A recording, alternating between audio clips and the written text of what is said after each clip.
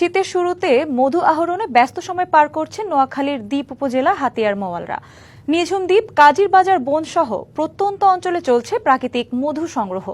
এই দ্বীপে মধু চাষে অপার সম্ভাবনা রয়েছে। চলতি বছর এই অঞ্চলে 5 থেকে 6 টন মধু আহরণ সম্ভব বলে জানিয়েছে উপজেলা কৃষি বিভাগ। নোয়াখালীর হাতিয়ায় শীত শুধু ঠান্ডা আবহাওয়ায় নিয়ে আসে না, আনে অর্থনীতির এক নতুন সম্ভাবনাও।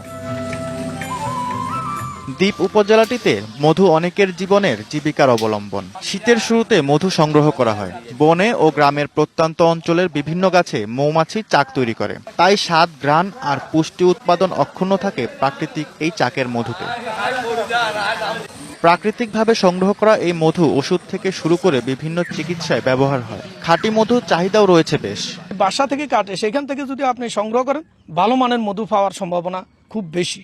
20-25 দিন বা 1 মাস পর মধু বসে, মধু আমরা সংগ্রহ করতে পারি।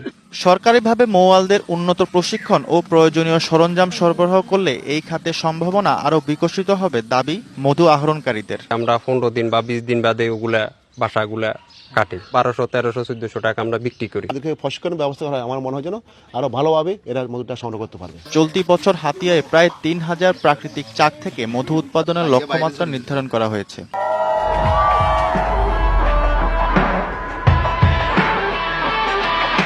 এখানে যদি আমরা আর্টিফিশিয়ালভাবে যদি চাষও করি তাহলে এটার যথেষ্ট সম্ভাবনা রয়েছে।